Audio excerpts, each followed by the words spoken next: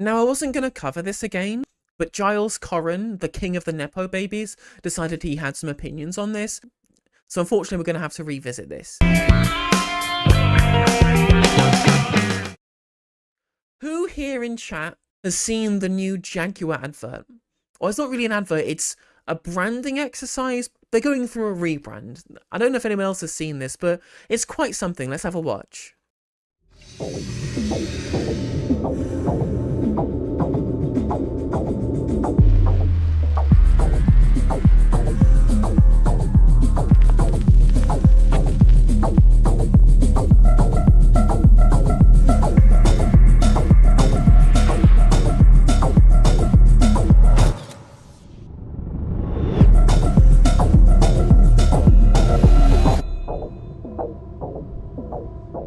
Now, objectively speaking, this is shit. Let's be 100% real. This advert is shit, right? So a lot of people are getting mad about this as being woke because it's got people of different ethnicities and it's got colours on it, and it's kind of going for this high fashion type look towards it. But I feel like it must be some kind of parody, because even for the kind of world where this would have been relevant for, like 2 years ago, this campaign apparently started in 2023 when Jaguar took their advertising in-house, their marketing team became in-house. And so even if you were trying to market it towards kind of high fashion types, this would also be shit.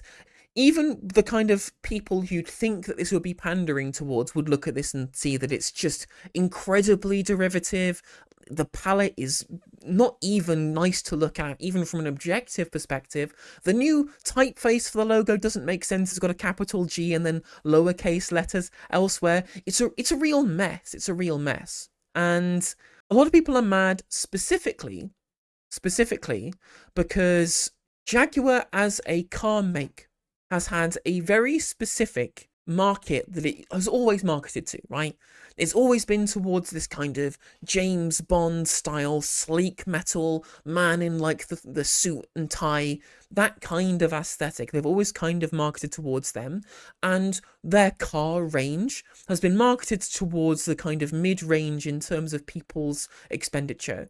So they try to compete, including with like the Jaguar X-Type when that was released a couple of decades ago, to be the kind of mid-range, slightly upmarket but not particularly upmarket, like 5-door saloon car for the discerning businessman who can afford to be able to buy it, so competing alongside Mercedes and BMW and Audi and things like that. That is obviously not who this kind of advert is going to appeal to. This is not the kind of advert that this brand image can be associated with, and it's a clear departure from this. And these are the kind of people who are getting angry about this. The main line that you hear is that, well, those kind of people who previously bought Jaguars, this has been, centuries old in terms of their brand identity, and this brand identity is being destroyed. The problem, of course, is that these people aren't buying Jaguars anymore. They're not. Jaguar sales have been garbage since about 2017, right? This market that they previously sold to, they're not buying Jaguars anymore. They've been outcompeted by BMW, Audi, Mercedes, and the like, and even by a lot of other makes from Japan and China and places like that too.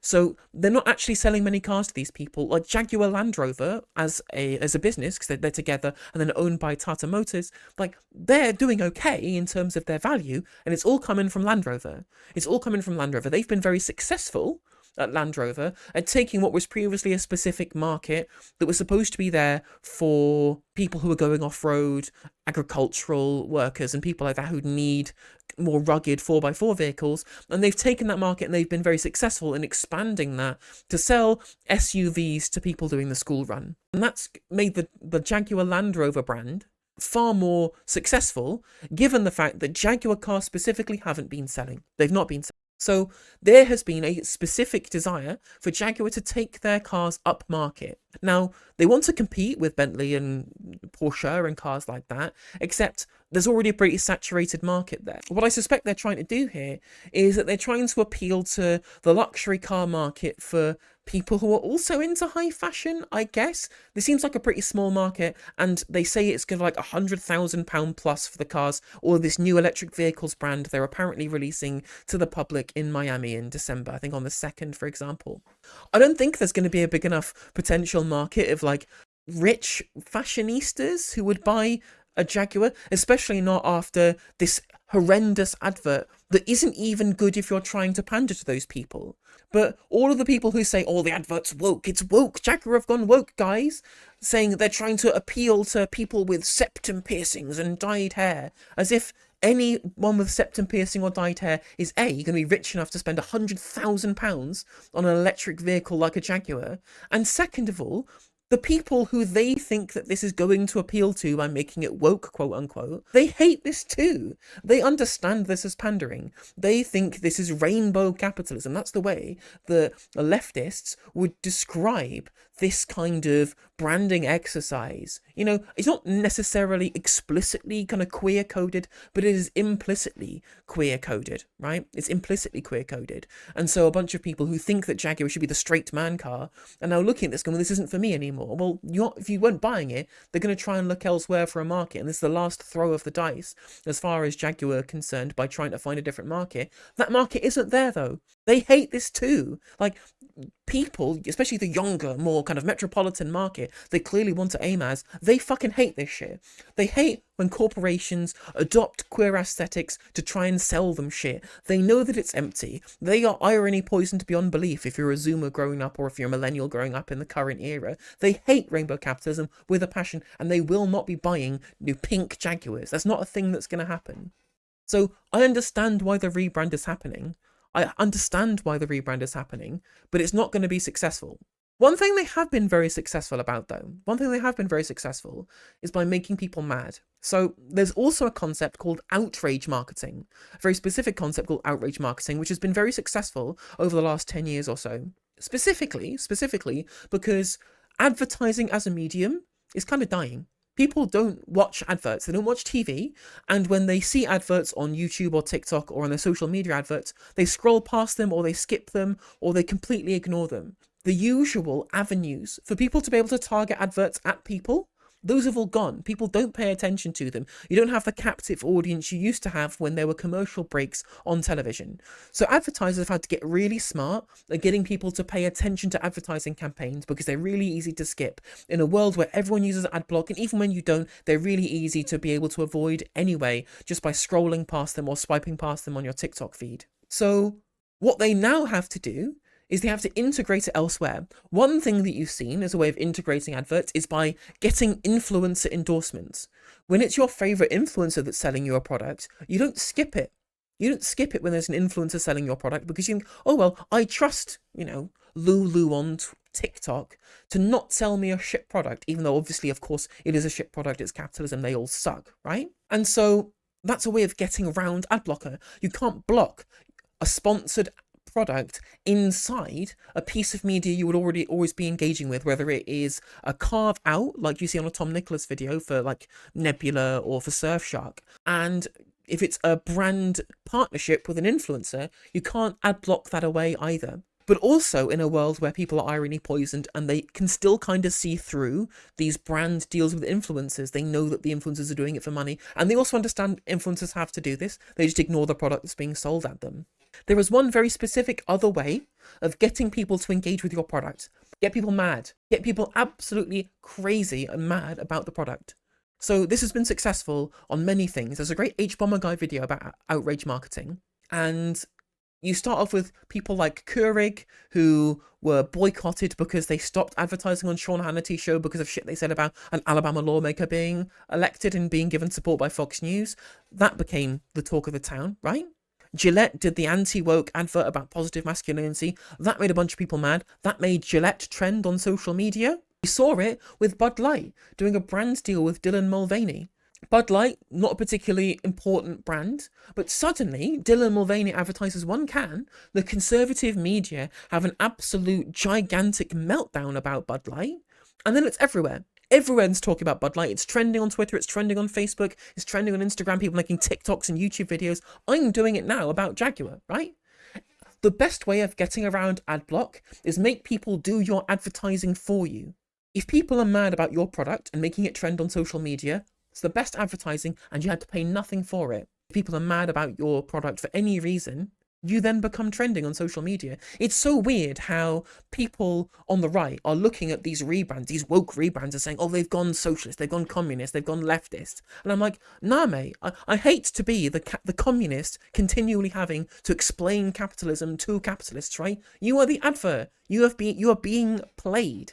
I don't care, right? Because I don't actually care about whether or not Jaguar sell cars or not. I'm not the one actually trying to interact with these people's products and give them increased share value. I'm just commenting on the fact that this is how you sell products to people. I mean, having to explain the basics of advertising and capitalism to people who claim to be capitalists, and I'm not even a fucking capitalist, right? It's specifically a way of trying to market products to people and get people talking about it. There were hundreds of thousands of tweets has been pointed out in chat, right? Hundreds of thousands of tweets of rage, which have been rage baited by Jaguar, and just free advertising. That's all it is. That's all it is. It's free advertising they've given out. And you know who's fallen into this trap? You know who's fallen into the trap that Jaguar have created for them? Our favourite Nepo baby extraordinaire, Giles Coren, whose sister is Victoria Coren Mitchell, and whose dad is Alan Coren. Definitely the least talented of the three. It's very funny for him that he's basically only famous because his dad is. And at least Victoria Coren Mitchell is famous otherwise because she's actually like a genuinely good poker player. She's actually got an actual skill that she marketed to people to be able to make herself famous. What does Giles Coren do? He even admitted today that he writes 5,000 words a week. What's like 4 hours on your MacBook in Starbucks a week, and you steal a living? Okay, yeah, sure. I guess having rich parents who send you to private school who are also very famous is a great way of being able to steal a career and do no actual work and contribute nothing to society. But outside of me attacking Giles Coren for being a fail son, he has done free advertising for Jaguar. His latest article is called I Take Jaguar's Woeful Woke Rebrand Personally. From heritage British cars to classroom lessons, there's always one demographic under attack. The middle classes! Oh, heavens no! Won't someone please think of the middle classes? But anyway, the fact that they wanted him to talk about this and he is now talking about them, the one way of being able to show that you have been personally fronted by somebody's rebrand is to do their advertising for them. Question: what have the controversial new Jaguar advert and a recent book called Equity in Education, Levelling the Player Field got in common? And what can this tell us about the direction of travel in the UK's culture war? To answer it, I shall weave a clever tapestry of parallels to point up a particular mutual assumption of both corporate virtue signalling and second-rate academic cant. Although, spoiler alert, it will all come down to the utter contempt for the values of ordinary people like you and me. No, it's worse than that. It's nothing more nor less than full-scale assault on Middle England and common decency, about which I am so furious that I just want to shout, fuck, fuck, fuck. But the Times doesn't pay me to do that, so I'll write it in the posh way, and then I'll go into a dark room and shout fuck, fuck, fuck in my own time. As you can see, his writing style is incredibly tedious, and I'm sure this is why he gets paid actual physical money, real British pound sterling, to type 5,000 words a week of this absolute dog shit. But there we go. But interesting again, just like, these advertising executives are paid huge amounts of money to sell products at people. You know, if this wasn't going to make them money, why would they be doing it? Again, I have to explain to people, I have to explain to actual capitalists how capitalism works again, by saying, these things make money. If you think that corporations are doing these things sincerely, as if they sincerely want to be the face of the queer community, for example, by having Bud Light advertise with Dylan Mulvaney, rather than, A, tapping into a market that previously they never marketed towards, right? If your entire market is bristled up guys wielding Glocks for your Bud Light, or men with tweed jackets with expensive Rolexes that would usually buy Jaguars, and you've never marketed towards kind of trendy millennials, for example, that's a sector of the market who previously weren't buying your products who might in the future. That's basic marketing. You're trying to expand your brand, just like Land Rover did by selling not just agricultural workers and farmers, but also selling to like football mums as well, soccer mums as you'd call them in America. This is basic marketing, right? There's a demographic that doesn't buy your stuff, so you market to them so they make sure that to try and get them to buy your stuff. This is incredibly basic capitalism to these people, and if it didn't sell, they wouldn't be doing it. Welcome to the free market. There's no ideological project to assault Middle England and common decency. They just want to sell products. They want to sell things. It's all about the money. Like Anheuser-Busch increased their share price after conservative Twitter went into meltdown and shot up cans of Bud Light because Dylan Mulvaney got one. The value of Nike as a company after the conservative boycott because they spent time with Colin Kaepernick in one of their adverts because he'd gone woke and they'd capitulated to the wokes, for example. Nike increased their sales by $6 billion. $6 billion.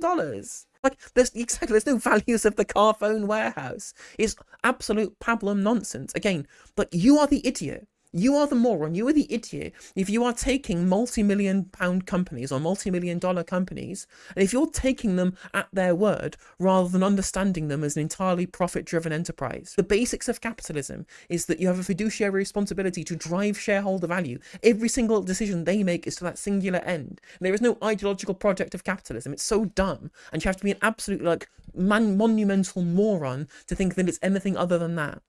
And getting personally slighted by the business decision of a multi-million-pound company, if you're so invested in a commodity fetish, that's your problem. That's your problem if you're so invested in the brand values of Jaguar, this faceless corporation there to sell you things. I'm sorry, then you're an idiot. If you think that these people care anything more than about whether or not the share price go up. And it probably will do now that people like you have given them free advertising, Giles. And you seem to care about it. I don't care. I can give a shit. I'm a communist. I don't want capitalism to exist. But you clearly aren't. You clearly do like capitalism and are getting mad at the results. You'll have seen the Jaguar advert. It's the one where a load of angry, half-starved non-binaries plus a fat one on their way to a pride rally dressed as Boney M arrive on Mars in a passenger lift and start redecorating. With them as a ponytailed Japanese man wearing a rubber ring around a girl's gym vest, an albino they-them with an Ivan Drago flat top, wielding a sledgehammer, and a wrinkled old crackhead with bobbed hair, weaving a paintbrush around, all in the sort of unwearable couture that has seen sales of Vogue magazine, which loved the ad by the way, plunge into single figures. Yes, well done, it was pandering. Welcome to capitalism, welcome to advertising as a concept.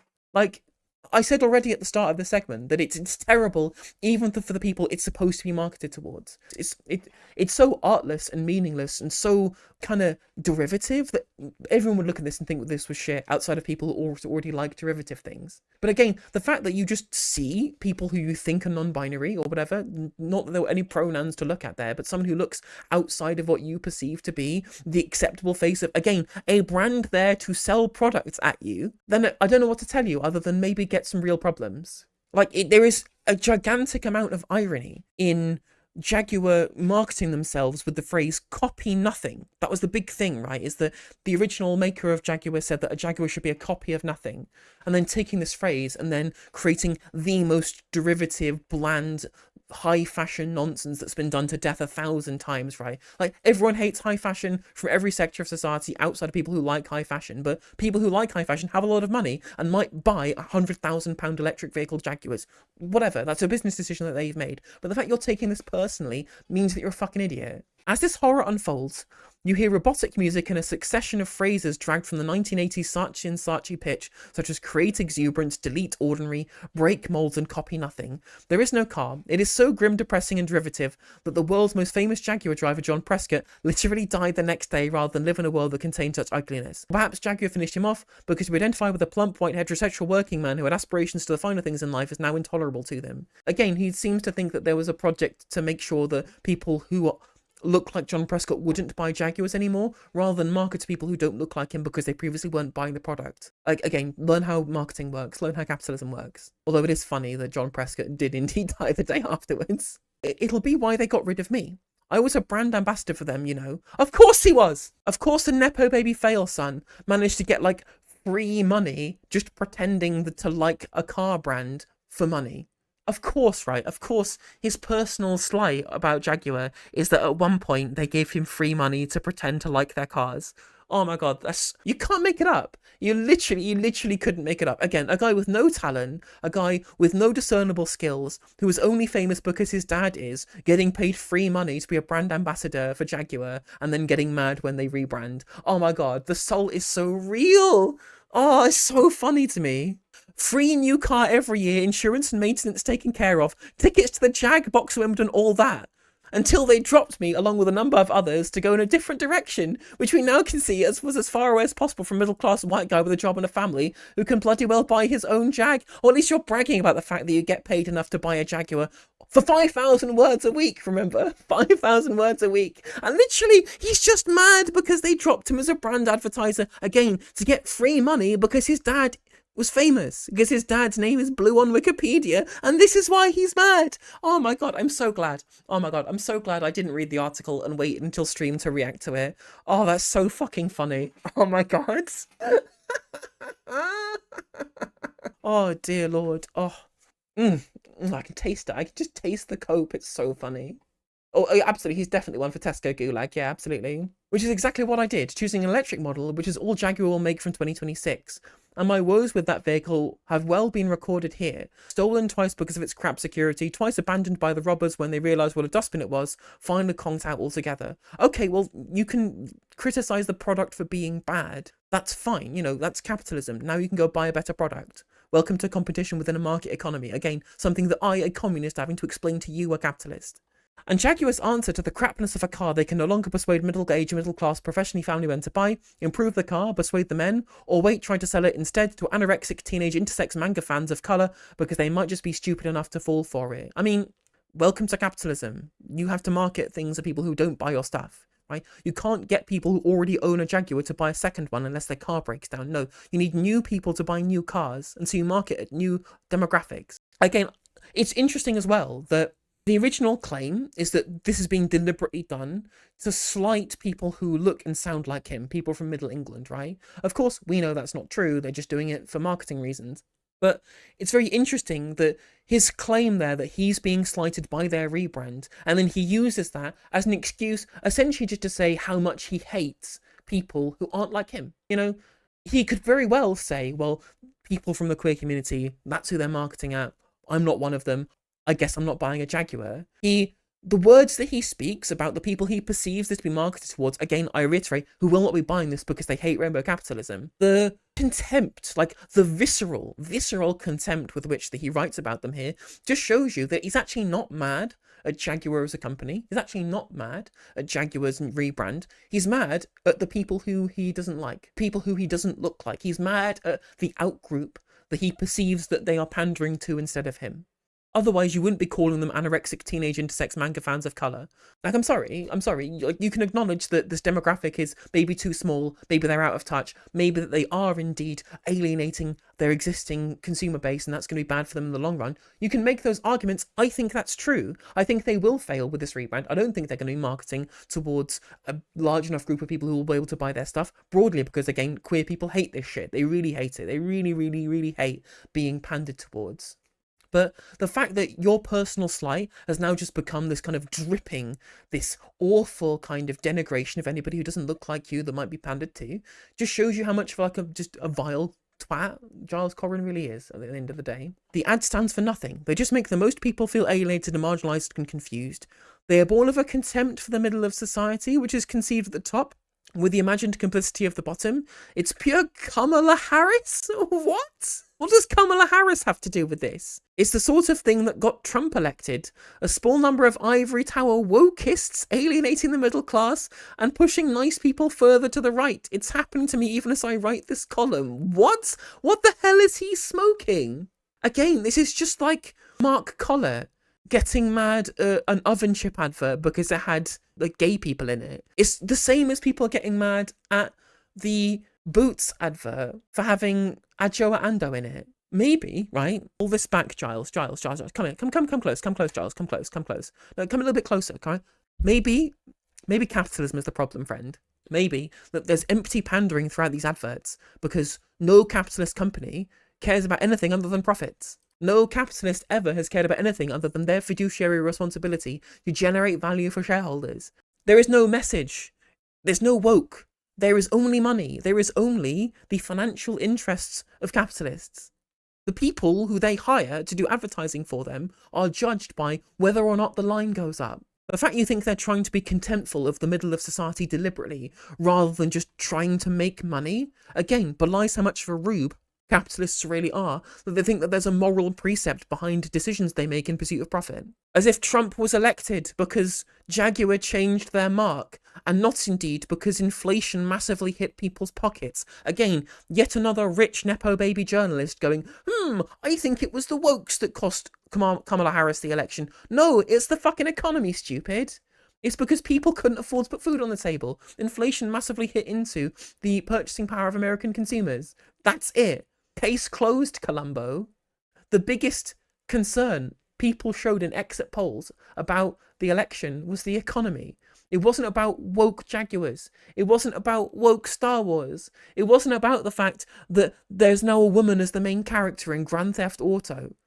It's about the economy. There is no inflation, only wokeism. And again, the only way that you think this is as if you were completely unaffected by the cost of living crisis. The only way that you can possibly conceive that wokeness was what won Trump the election is if you've never had to worry about whether you pay a bill or not. Is if the price of petrol doesn't actually impact whether or not your daily life changes at all. Again, because this man gets paid money hand over fist to write 5,000 words a week, on top of the fact that he got a free fucking Jaguar. Again, purely because he's Alan Coren's son. That's it. Hey there, if you enjoyed the video, make sure that you like and leave a comment. That helps the video out in the algorithm. If you subscribe and ring the bell, it'll let you know when I go live. I stream every day on YouTube and Twitch. You can also follow all of my socials down in the description. And if you want to support me in a more financial manner, there's a join button for memberships. It's just 99p to be a member on YouTube, as well as a Patreon, and there's some merch there as well. And hopefully I'll catch you on the next video. Take care.